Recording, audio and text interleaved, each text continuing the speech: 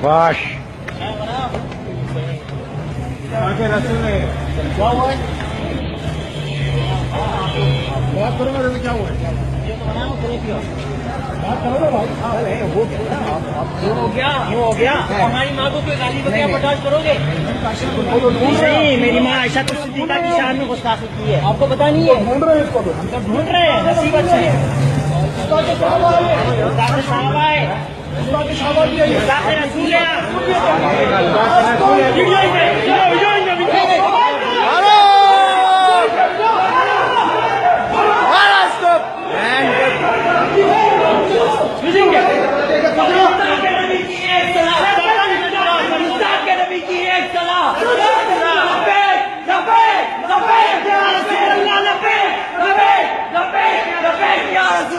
کہ जुनैद जमशेद साहब ने गलती की और उसकी शराफत, उसने हाथ जोड़ के माफी मांगी। मैं उसकी शराफत ही कहूंगा, ठीक है। और अल्लाह ताला ने उसे तौफीक दी, क्योंकि मौलवी को कभी तौफीक नहीं मिलती तौबा की। ये वो मौलवी नहीं था, इसलिए अल्लाह ने उसको तौफीक दी। इनके मौलवियों को कभी नहीं, आज तक छाप रहे हैं किताबें, इनको नहीं तौफीक मिलेगी। ये वकालत करेंगे अपने बाबों की। इससे ही फर्क जाहिर हो जाता है। एक बंदा इतनी लग्जरियस लाइफ छोड़ के आया है, अल्लाह ताला ने उसको तौबा की तौफीक देनी थी। और अभी कुछ माचे कह रहे हैं जी पता नहीं कबूल हुई है कि नहीं तौबा हुई, तो करनी कबूल। देखो, और कुरान कह रहा है कि जी जिसने तौबा कर ली सच्चे दिल से, अल्लाह ताला उसके गुनाह भी सच्चे दिल से तौबा कर ली उसने, जब उसने अपनी गलती का इतराफ कर लिया। तुम मामे लग रहे हो, अपने बाबे दी गलतियां ने भी दफा करते फिर रहे हो। और जो बेचारा वीडियो में रिकॉर्ड करवा रहा है हाथ जोड़ के, जी मैं माफी मांगता हूं, इलानिया तौबा करता हूं, और आप कह रहे हैं जी पता नहीं कबूल हुई है कि नहीं हुई है। मैं दसना कि दिन कबूल हुई है ना, बाबियां दी तिना दी, बरेलवी देवबंदी अहले हदीस तीनों के बाबे में अभी पोस्टमार्टम करने लगा। ये सुन लें, और मेरा अब ये चैलेंज है इस वीडियो की विसादत से जरा इनका रुजू दिखाएं मुझे। वरना अगर ये वाकई मोहब्बत रसूल रखते हैं अपने फार्मूले में, मेरे फार्मूले में नहीं, इन तीनों की लाशें निकाले कब्रों से और टांगे इनको पब्लिक में, और कहें इनका रुजू नहीं है। बिल्कुल करें ऐसा, गुस्ताखे रसूल की सजा फिर यही करें ना जो इनके जोम में बनती है। मेरा मसला नंबर 49 रिकॉर्ड है। मेरा जो है उस सजा के मामले में क्या ओपिनियन है वलादा से रिकॉर्डेड है। पहला नमूना जनाब बरेलवी मकतब फिक्र के मुजद्दिद आजम इमाम अहमद बरेलवी साहब अल मुतवफ़ा 1340 हिजरी, जो 1340 हिजरी में फौत हुए, वो मसला हयातुन नबी समझाते हैं। हम भी मानते हैं हयातुन नबी को। मसला नंबर 5 मेरा रिकॉर्ड मौजूद है। मैंने अल्हम्दुलिल्लाह बिल्कुल सही तरीके से बयान किया कि कितना मामला दुरुस्त है और कौन सा एग्जैजरेटेड है। हयातुन नबी समझाते हुए मलफूजात आला हजरत, जो आला हजरत .net बरेली की वेबसाइट पे भी रखा है, आप डाउनलोड करके देख सकते हैं। हमारे जेलम से भी छपा, जिल्द 3 सफा 249, बुक कार्नर जेलम से छपी है ये किताब। मसला हयातुन नबी समझाते हुए कहते हैं कि अंबिया कराम अलैहिस्सलाम की हयात कब्रों में हकीकी हिस्सी दुनियावी है। अल्लाह कह रहा है वलाकिल्ला तशउरून, तुम्हें शऊर ही नहीं, वो कहते हैं दुनियावी है। हकीकी हिस्सी है, बिल्कुल इसको हम भी मानते हैं। दुनियावी नहीं है, बरज़खी है, आखिरत की है। बल्कि मेरे आका सैयदी मोहम्मद बिन अब्दुल बाकी जुर्कानी, ये उनके भी बुजुर्ग हैं। बुजुर्ग भी आगे अपनी लड़ी पे होते हैं ना, तो अपने बुजुर्ग का जिक्र कर रहे हैं। जुर्कानी अल मुतवफ़ा 1124 हिजरी, भी कोई बहुत पुराने बुजुर्ग नहीं है, 300 साल पहले, लेकिन उनके लिए तो बुजुर्ग थे, उनसे 200 साल पहले थे। और ये बुजुर्ग बरेलवी और देवबंदियों के मुश्तरका है। फजाइल माल में इस जुर्कानी के बहुत हवाले हैं, फजाइल हज में भी मौजूद है। ये बाबा मुश्तरका है। और कहते हैं जी अहमद बरेलवी साहब ने तो उनको नकल किया, नकल नहीं किया, उनको अपना आका कहा है। अगर ये कह दें जी मेरे आका गुलाम अहमद कादियानी फरमाते हैं, तो आप कहें जी गुलाम अहमद कादियानी को नकल की, तो आका क्यों कहा है उसको?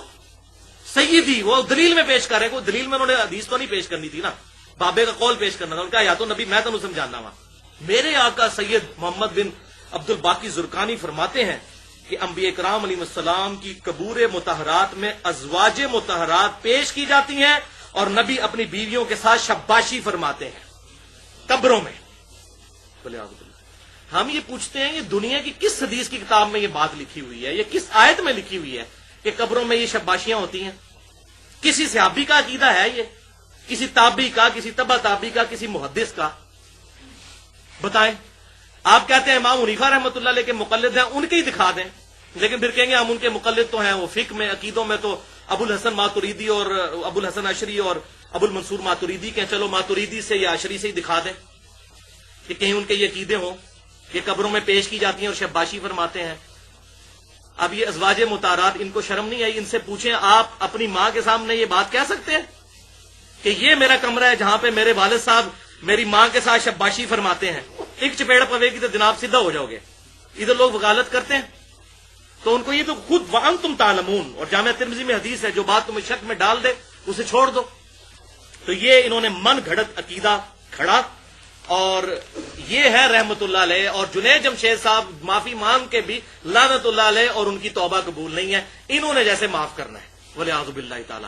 ابھی میں اس پہ حدیثیں بیان کروں نا بخاری مسلم سے کہ جو کسی مسلمان کے بارے میں کہے کہ اس کی توبہ قبول نہیں، اس کے اوپر کیا وعیدیں آئی ہیں کہ اللہ تعالیٰ ایسے لوگوں کو دوزخ میں ڈالے گا جو مسلمانوں کے بارے میں کہتے ہیں اس کو تو اللہ تعالیٰ نے بخشنا ہی نہیں ہے. کتنی حدیثیں موجود ہیں، ایک ڈر جائیں جناب کسی کے بارے میں فتویٰ کرتے ہوئے. اللہ اور بندے کا معاملہ ہے، جب پبلکلی توبہ اناؤنس ہوگی دیٹس آل، ختم. آپ کا بھی جو گلا تھا وہ دور ہو گیا. ہمارے نزدیک تو وہ معاملہ ویسا ہے بھی نہیں تھا، بالو اس کی شرافت ہے. دوسرا نمونہ دیوبند حضرات کے مجدد اعظم حکیم الامت 2000 کتابوں کے مصنف اشرف علی تھانوی، اور یہ اتنی شرمناک بات ہے، یہ میں نے آج پہلی دفعہ یہ آن ایئر بیان کر رہا ہوں اشرف علی تھانوی صاحب کی، کیونکہ مجھے اب اتنا غصہ آیا کہ دیوبند مدہ فکر کے لوگ بھی جنید جمشید صاحب ہمارا کوئی تعلق نہیں ہے، وہ طارق جمیل صاحب بھی کہہ رہے ہیں میرا کوئی تعلق نہیں ہے. اور یار تو لوگوں کو صحیح بات بتا، میرا کوئی تعلق نہیں، میرا کوئی تعلق نہیں ہے، میرا کوئی تعلق نہیں ہے کہ میں صحیح بات لوگوں کو بتاؤں. ٹھیک ہے نا، میں نے نہیں صحیح بتا دی ورنہ میں خود دنگا ہو جاؤں گا. ان کو پتا یہ بخاری مسلم پڑھی تو پھر مجھے یا تو منکرین حدیث بننا پڑے گا، منکرین قرآن پڑھنا پڑے گا. تو وہ جناب سیدھی ایک بات کہہ کہ جان چھڑا دی، جناب منو نہ کچھ کبھی ہو، کیونکہ ظاہر ہے ادھر تو لوگ پھر قانون بھی ہاتھ میں لے لیتے ہیں نا. آپ کو بات کر دیں لوگ کہتے ہیں جناب یہ کر دیں گے وہ کر دیں گے، تو اتنا تو کون حسین تو نہیں روزانہ ماما جمنیا، الحسینی بھی روزانہ نہیں ماما جمنیا. کالتے صاف ہے، حق کرنا، حق کی بات کرنا کوئی سوکھا تو نہیں ہے، گردن کٹتی ہے، سیدھی سی بات ہے. اللہ تعالیٰ اپنے بندے اٹھاتا ہے. تو اشرف علی تھانوی صاحب المتوفا 1362 ہجری، ان کا رسالہ نکلتا تھا الامداد. جیسے آج کل بھی یہ ضرب مومن نکلتا ہے دیوبندیوں کا، اہل حدیث کا نکلتا ہے وہ الحدیث یا السنہ نکلتا ہے، یا اسی طریقے سے جو ہے وہ بریلویوں کا نکلتا ہے اہل سنت. اس طرح رسالے اشرف علی تھانوی صاحب اپنی زندگی میں ایک ماہنامہ رسالہ نکالا کرتے تھے جس میں لوگوں کے سوالوں کے جواب دیتے تھے. اس کا نام تھا الامداد. اور پتہ نام کیوں تھا؟ ان کے پیر صاحب کا نام تھا امداد اللہ مہاجر مکی، ان کے نام پہ، بزرگوں کے نام.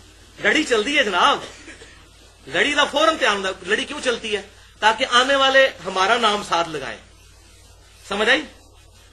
ظاہر ہے پھر آپ دیکھیں جامعہ اشرفیہ اس لیے رکھا گیا نا. اگر انہوں نے الامداد نہ رکھا ہوتا تو آج لوگ اشرفیہ بھی نہ رکھتے. نسبتیں چلتی ہیں نا آگے. اپنے بابوں کی نسبت بیان کریں گے پھر آپ بھی بابے بنیں گے. بابا بننے کے لیے ضروری ہے کہ ایک پیچھے بابا ہو. تو اس طرح سلسلہ چلتا ہے، بابا بابا اینڈ دین بابا، سند آف بابا بابا بابا چلتی ہے. ٹھیک ہے، یہ اصل نہیں، یہ شرم کا مقام ہے، یقین کریں رونے کا مقام ہے.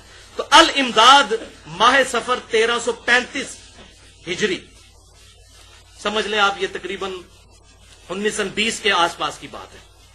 ٹھیک ہے جی، اس وقت کی 1335 ہجری میں سفر کے مہینے میں جو ان کا رسالہ نکلا. اور یہ بڑی عجیب بات ہے کہ 1336 کے سفر میں جو نکلا اس میں وہ لا الہ الا اللہ اشرف علی تھانوی رسول اللہ ہے والعیاذ باللہ تعالی. وہ ایک مرید کا خواب، اور پھر خواب کو انڈورس کیا، کہنا بھی خواب دیکھا تھا. وہ خواب تو اس نے دیکھا تھا، پیر کیا کہہ رہا ہے؟ ہاں تیرا پیر متبع سنت ہے، وہ انڈورس کر رہا ہے. یہ میں نے اس میں پوسٹ مارٹم کیا 71B میں. تو ماہ سفر 1336 میں وہ کلمہ اشرف علی تھانوی رسول اللہ. اور جناب بریلوی بھی خوش نہ ہو، بریلویوں نے بھی کلمہ آہستہ پڑھایا ہے، لا الہ الا اللہ چشتی رسول اللہ. سارے ننگے نے اس ماہ میں، اسی لیے مناظرے ہوتے ہیں، کہتے تواڈے بابے نے پڑھایا تو ساڈے بابے نے بھی پڑھایا، صاحب برابر ہو گیا. پتر تو کیوں فیل ہویا؟ بھائی تواڈے دوست دا منڈا بھی تو فیل ہو گیا. یہ وہی بات ہے. تو لا الہ الا اللہ اشرف علی رسول اللہ معاذ اللہ، اور لا الہ الا اللہ اشرف علی تھانوی رسول اللہ، اور لا الہ الا اللہ چشتی رسول اللہ، دونوں کلمے. تو ماہ سفر 1336 میں وہ کلمہ ہے. اور ماہ سفر 1335 ہجری میں ایک اور خواب، اشرف علی تھانوی صاحب نے اپنی ایک کم سن شاگردنی سے شادی کی. دیکھا آج بھی یہی ہوتا ہے نا، یہی ہو رہا ہوتا ہے. اپنی ایک کم سن شاگردنی سے شادی کر لی. اب ظاہر شادی کی تو لوگ باتیں کر رہے تھے، اب شادی کرنے میں کوئی جرم نہیں ہے. لیکن پھر انہوں نے اپنے رسالے میں بھی چھاپا. انہوں نے لکھا کہ ہوا یہ تھا کہ میرے ایک مرید نے کچھ عرصہ پہلے ایک خواب دیکھا. یہ خواب خالی تعلق قادری صاحب نہیں دیکھتے، اس لیے ہوتا ہے قادری صاحب کہتے ہیں میں تواڈے خواب کھولے نا تو تمہیں رستہ بھی نہیں لبنا. اور صحیح کہندا ہے، یہ سارے ایکو کچھ نے وہاں بھی دنگے نے. کہتے ہیں جی میرے ایک مرید نے خواب دیکھا کہ حضرت جی یعنی اشرف علی تھانوی صاحب کے گھر حضرت عائشہ آئی ہیں رضی اللہ تعالی عنہا. حضرت عائشہ کون ہے؟ ہماری ماں. تو اشرف تھانوی صاحب کہتے ہیں میں نے اس کی تعبیر یہ کی کہ کوئی کم سن لڑکی میرے ہاتھ لگے گی. استغفر اللہ.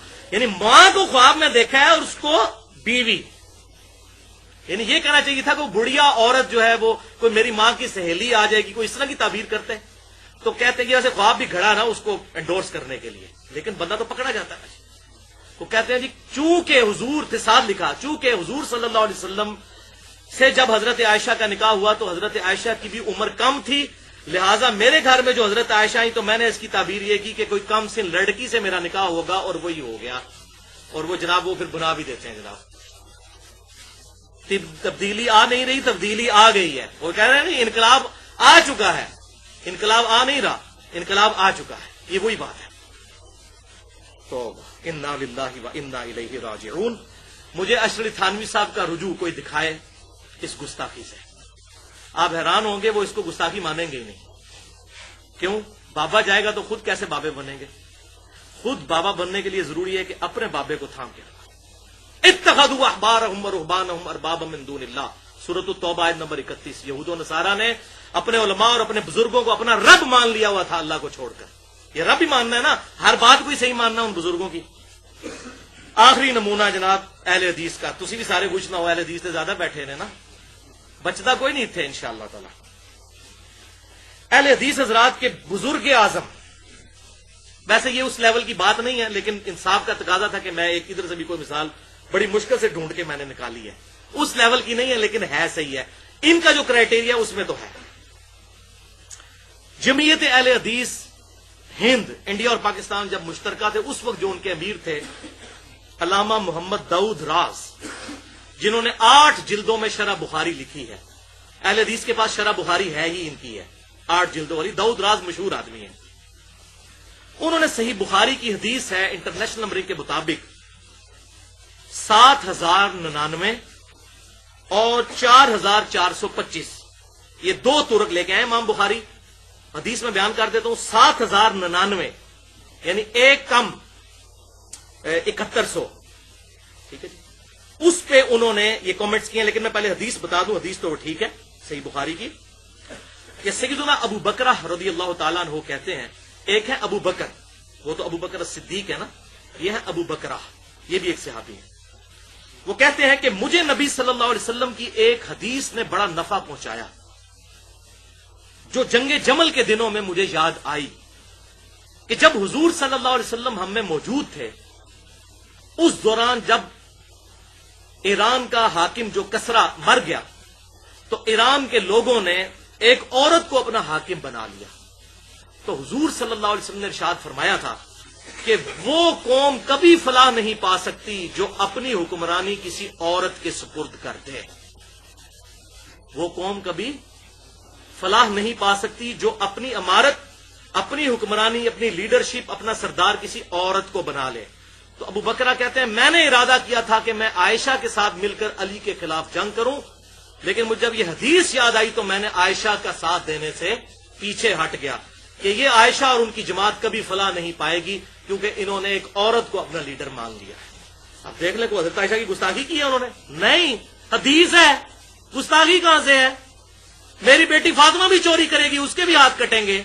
صحیح بخاری اور مسلم کی متفق علیہ حدیث ہے. تو اس لیے انہوں نے حدیث اپلائی کی حضرت عائشہ کے اوپر اور انہوں نے حضرت عائشہ کا ساتھ نہیں دیا. اور باقی اہل سنت کا یہ اجماعی عقیدہ ہے کہ تینوں جنگیں ہوں، چاہے جنگ جمل ہو، جنگ صفین ہو، جنگ نہروان ہو، الحمدللہ بخاری اور مسلم کی درجنوں احادیث کی روشنی میں نے ثابت کیا ہے ایک ایک جنگ کے اوپر مولا علی کو حضور صلی اللہ علیہ وسلم نے گارنٹی دی ہے کہ آپ حق پر ہوں گے. یہ میرا پورا ریسنٹلی لیکچر ریکارڈ ہو چکا ہے تقریباً 2.5 گھنٹے کا. مسئلہ نمبر 101 صحیح مسئلہ خروج اور فکر حسین حق پرستی کی علامت ہے. اس میں نے جنگ جمل، صفین، نہروان کے حوالے سے احادیث پیش کی ہیں، وہ آج محل نہیں. بہرحال یہ حدیث انہوں نے بیان کی. اس کے بعد کامنٹس کرتے ہیں داؤد راز صاحب. یہ میرے ذہن سے نہیں، ان لوگوں کے ذہن کے اعتبار سے اس کو آپ ذرا سنیے. جنگ جمل میں حضرت عائشہ حضرت علی کے مقابلے پر فریق کی سردار تھیں اور نتیجہ ناکامی ہی ہوا. ابو بکرہ کے قول کا یہی مطلب تھا۔ حضرت عائشہ کو بھڑکانے والے چند منافق قسم کے فسادی لوگ تھے۔ یہ کون تھے؟ حضرت طلحہ اور زبیر تھے، منافق نہیں تھے، صحابہ تھے وہ۔ یہ تو چھپاتے ہیں نا جی، وہ پکڑ کے وہ جناب بنا دیا کہ جناب وہ عبداللہ ابن سبا تھا، عبداللہ بن سبا تو بعد کی پیداوار ہے، اس کا تو کوئی لینا دینا ہی نہیں تھا اس کے ساتھ۔ یہ کون تھا؟ حضرت طلحہ، حضرت زبیر رضی اللہ تعالیٰ، وغیرہ فسادی لوگ تھے جنہوں نے قتل عثمان کا بدلہ لینے کے بہانے مسلمانوں کو لڑوایا اور حضرت عائشہ پر جادو چلا کر، یہ تعویل کریں گے نہیں، یہ تو محاورتاً بات ہوئی ہے، حضرت عائشہ پر جادو چلا کر اپنی فوج کا سردار بنایا، اور جنگ جمل میں سراسر منافق یہودی صفت لوگوں کا ہاتھ تھا۔ ولیعوذ باللہ تعالی۔ مسند امام احمد کے اندر سلسلہ احادیث صحیحہ للبانی کے اندر کتنی احادیث موجود ہیں کہ حضرت طلحہ، حضرت زبیر نے حضرت عائشہ کے ساتھ ایسا معاملہ کیا تھا۔ اور مسند امام احمد میں 24,299 نمبر حدیث ہے، حضرت عائشہ نے جب ایک جگہ پڑاؤ کیا، سلسلہ احادیث صحیحہ میں البانی صاحب 474 نمبر حدیث لے کر آئے ہیں، وہاں پر کتے رات کو بھونکے، تو حضرت عائشہ نے کہا یہ کون سی جگہ ہے؟ تو بتایا گیا یہ حوب ہے۔ تو اما عائشہ نے کہا اب میں آگے نہیں جانے والی، میں علی سے نہیں لڑنے والی۔ مجھے حضور کی وہ حدیث یاد آ گئی، حضور نے کہا تھا میری ایک بیوی کا کیا حال ہوگا جب حوب کے کتے بھی اس پر بھونکیں گے، میں واپس جاؤں۔ تو حضرت زبیر نے کہا نہیں اما آپ چلیں، آپ کی وجہ سے یہ ہو جائے گا۔ بعض روایتوں میں عبداللہ ابن زبیر کا آتا ہے۔ اینڈ پہ جو کچھ ہوا، پھر حضرت عائشہ پوری زندگی روتی تھی، حتیٰ کہ مسند امام احمد میں، المصنف ابن ابی شیبہ میں، اور ایون صحیح بخاری میں بھی اس کا حصہ آتا ہے کہ مجھے میری سوکنوں کے ساتھ دفن کرنا، میں نے حضور کے بعد جو کچھ کیا علی کے ساتھ لڑائی کر کے، میں اتنی شرمسار ہوں، میں نہیں چاہتی کہ میری وجہ سے میری لوگ عزت کریں اس ریفرنس سے کہ ابو بکر اور عمر اور رسول اللہ صلی اللہ علیہ وسلم کی وجہ سے لوگ مجھے عزت دیں کہ میں ان کے ساتھ دفن ہوں، مجھے میری سوکنوں کے ساتھ دفن کرنا۔ یہ ایک نیک آدمی کی نشانی ہوتی ہے، موت سے پہلے اللہ تعالیٰ اسے توبہ کی توفیق دیتا ہے، اور مولا علی نے بھی معاف کیا، میں نے اس لیکچر میں بتایا مسئلہ نمبر 101 کے اندر۔ الحمدللہ یہ معاملہ بھی کلیئر ہوا۔ داؤد راز صاحب کی بھی توبہ کوئی نہیں موجود، جنید جمشید صاحب کی توبہ موجود ہے الحمدللہ۔ میں آخر میں اس حوالے سے ایک بات جنید جمشید صاحب کے لیے بھی کر دوں کہ میں ان کو پرسنلی یہ دعوت دیتا ہوں کہ فرقوں سے نکل کر کتاب و سنت کا منہج اختیار کریں۔ کتاب و سنت میں آئیں گے تو پھر انشاءاللہ آپ کو کوئی پریشانی نہیں ہوگی، اللہ کی بات کرتے ہوئے، اس کے رسول کی بات کرتے ہوئے۔